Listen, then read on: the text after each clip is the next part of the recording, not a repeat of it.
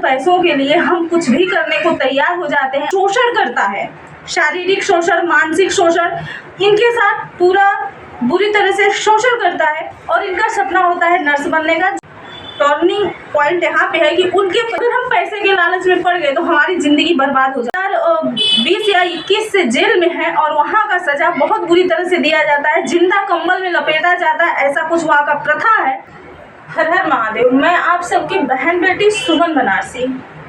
कैसे हैं आप लोग ज़रूर बताइएगा, पूरा ब्लॉग ज़रूर देखिएगा। जो मैं कल आज ही शाम को एक वीडियो अपलोड की, प्रिया जो कि यमन में है, जिनको फांसी की सज़ा सुना दी गई है। जितनी जानकारी मैं इकट्ठा कर पाई हूँ समय के अभाव में मैं की हूँ और आप लोगों तक मैं उस बात को रखना चाहती हूँ। तो आइए विस्तार से सुनते हैं। वीडियो थोड़ा लंबा हो सकता है तो प्लीज़ आप लोग पूरा वीडियो ज़रूर देखिएगा और कैसा लगा ये ज़रूर बताइएगा और मेरा बहुत सपोर्ट करिएगा।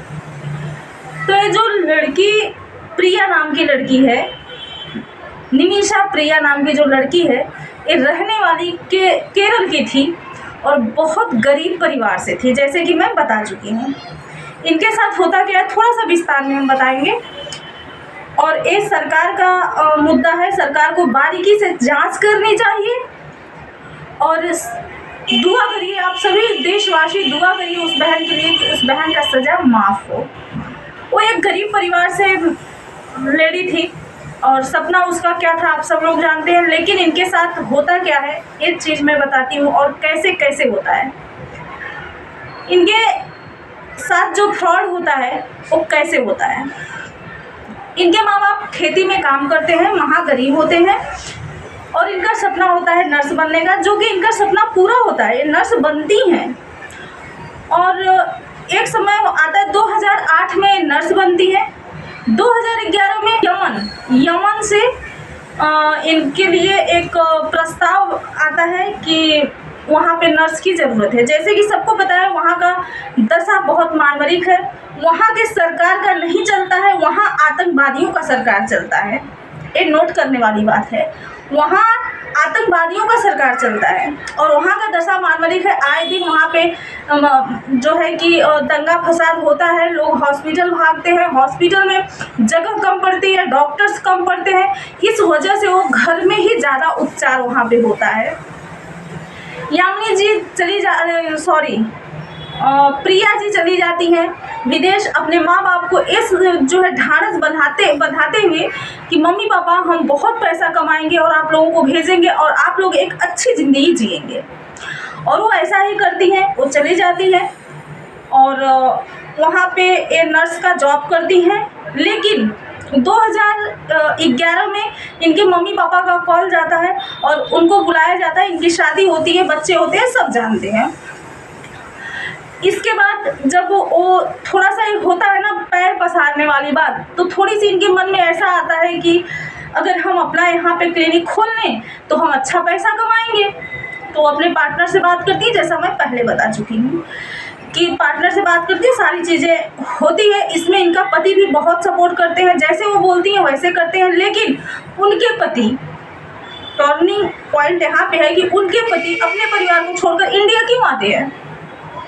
पैसे के लिए, पैसे के लालच में कि मेरी बीवी कमाएगी।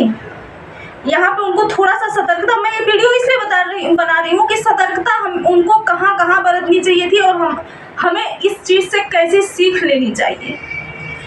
इंडिया हो या विदेश हो, कोई भी देश हो, जब हम औरतें, हम लेडीज़ जब जॉब पे निकलते हैं ना तो हमारे सामने बहुत सारे कंडीशंस आते हैं, हमें उसे हैंडल करना होता है। अगर हम पैसे के लालच में पड़ गए तो हमारी ज़िंदगी बर्बाद हो जा सकती है, तो हमें उससे बचना चाहिए। ये एक बहुत बड़ा मुद्दा है, ये बहुत बड़ा मुद्दा है। तो ये जब पैर पसारने की सोचती हैं और होती भी हैं, कामयाब भी होती हैं, लेकिन इनका पार्टनर धोखेबाज निकलता है जो इनको धोखा देता है। इनका पासपोर्ट अपने पास रख लेता है और इनका जो है कि इनसे कागज़ पे शादी करता है और बाद में वो पूरा उनके साथ शोषण करता है, शारीरिक शोषण, मानसिक शोषण, इनके साथ पूरा बुरी तरह से शोषण करता है। जो अपने पति को बताती हैं तो वो बोलते हैं कि एक काम करो कि तुम अपना पासपोर्ट ले लो और तुम इंडिया आ जाओ। लेकिन मेरे भाइयों, इंडिया जाना इतना आसान नहीं था, क्योंकि उस लड़की का पासपोर्ट उसके पास नहीं था, वो लड़की का पासपोर्ट उसके साथी के पास था जो पार्टनरशिप में था। आज के डेट में क्या हो रहा है उनके परिवार के साथ, वो आज से 2020 या 21 से जेल में है और वहाँ का सज़ा बहुत बुरी तरह से दिया जाता है, जिंदा कंबल में लपेटा जाता है, ऐसा कुछ वहाँ का प्रथा है। आज उस महिला पे क्या गुजर रहा होगा। चंद पैसों के लिए हम कुछ भी करने को तैयार हो जाते हैं, अंजाम और परिणाम के बारे में नहीं सोचते हैं। हमें 100 बार पीछे मुड़ के देखना चाहिए। उनके पास 2 बच्चे हैं, उनका पति है, उनके गरीब माँ बाप हैं। यहाँ पे बात आती है जो हमें पैसा दे करके उस चीज़ को सॉर्ट आउट करने का। वो चीज़ जो मर गया है, जो पीड़ित परिवार है, वो परिवार अगर चाहेगा तो अभी भी समय है, वो परिवार हमारे देश की बहन को बचा सकता है, क्योंकि दोषी दोनों हैं, कमा दोनों रहे थे, लाभ दोनों उठा रहे थे। अपने देश से पराये देश में जा करके पीड़ित जो हुई है वो महिला हुई है। फ्रॉड जो हुआ है महिला के साथ हुआ है, झांसे में महिला को लिया गया है, बर्बाद महिला हुई है, महिला के बच्चे हुए हैं, महिला का माँ बाप परिवार हुआ है। तो इसमें बहुत बारीकी से सरकार को जांच करने की ज़रूरत है और हम सबको दुआ करने की ज़रूरत है कि हमारे देश की बहन सुरक्षित अपने देश में आ जाए, अपने बच्चों में आ जाए। बहुत सारी इस पे बातें हैं, लेकिन वीडियो बहुत लंबी हो जाएगी। अगर हम आधा घंटा भी बात करेंगे तो एक कम नहीं होगा। लेकिन हमें इससे जो सीख मिलती है कि लालच बहुत बुरी बला होती है। जो हमारे दादा परदादा लोग बोल के गए हैं वो गलत नहीं बोले हैं, हमें अमल करने की ज़रूरत है। लेकिन हम किस तरह से हैं, हम इंसान किस तरह से होते हैं, थोड़ा सा उदाहरण देके मैं बताना चाहूँगी। जैसे एक सांप एक मेढक को निगल रहा है और मेढक को जब निकलता है तो उसका पीछे का धड़ निकलता है, आगे का धड़ बाहर रहता है। तब भी वो जीभ लपलपाता है मेढक कि अगर कोई कीड़ा मकोड़ा मिल जाए तो उसको मैं अपना भोजन बना लूँ। वो खुद किसी का भोजन बना हुआ है, लेकिन उसे अभी भी मौत के मुंह में है, फिर भी उसको तलब है कि हमें कोई मिल जाए तो हम। वही चीज़ हमारा है। हमारी आधी उम्र निकल चुकी है, किसी का पूरा निकल चुका है, किसी का जो है कि चल रहा है, दौर निकल रहा है, लेकिन हम लालच में पड़े हैं, क्या मिले क्या बटोर लें। कहने का मतलब यह है कि जो है ना उसी में संतुष्ट रहिए आप लोग।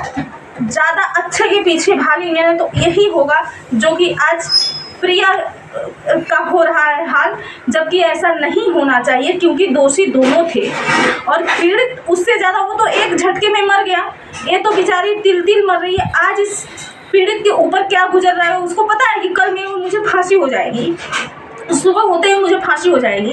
हमारा सरकार का एक सीमा होता है, सरकार अपनी सीमा तक लड़ चुकी है, कोई इंसाफ नहीं मिला। परिवार को जो है कॉम्प्रोमाइज़ करने के लिए तैयार नहीं है। वहाँ के राष्ट्रपति का कुछ चलता नहीं, क्योंकि वहाँ का देश आतंकवादियों के हाथ में है, वहाँ का कानून आतंकवादी है। उस लड़की के साथ, उस 37 साल की महिला है, 36 ईयर्स की वो महिला है, उस औरत पे क्या गुजर रहा होगा। वो आज अकेले मर रही है, लेकिन वो जब कमा रही थी ना तो सबके लिए कमा रही थी, सब लोग खा रहे थे। हालांकि उसके परिवार पूरा उसके साथ, उसकी माँ, उसके पिता, उसके पति लगे हुए हैं कि हमारी बच्ची बच जाए। कोई भी माँ बाप होगा, कितना भी गरीब होगा, खुद को बेच देगा, लेकिन बच्चों पर आँच नहीं आने देगा। तो हम यही आप लोगों से जो है कि प्रार्थना करते हैं कि आप सभी लोग उस बहन के लिए दुआ करिए कि हमारी बहन हमारे देश में सुरक्षित आ जाए। और ज़्यादा लंबा वीडियो नहीं करते हैं। हर हर महादेव। कैसा लगा वीडियो ज़रूर बताइएगा आप लोग, और मेरी आवाज़ इतना फैला दीजिए कि वो बच्ची बच जाए। और आप सभी लोग दुआ करिए, आप सभी लोग मेरा साथ दीजिए। हम छोटे प्लेटफॉर्म से ज़रूर हैं, लेकिन हमारी सोच बहुत ऊंची है और इसलिए हम इस सब मुद्दों को बोलते हैं। हम लड़ाई झगड़े में किसी के जो है कि चाटुकारिता हम नहीं करते हैं। चाटुकारिता हमको बिल्कुल भी नहीं पसंद है। हम लाइव आते हैं, इसके बाद बात करते हैं। हर हर महादेव।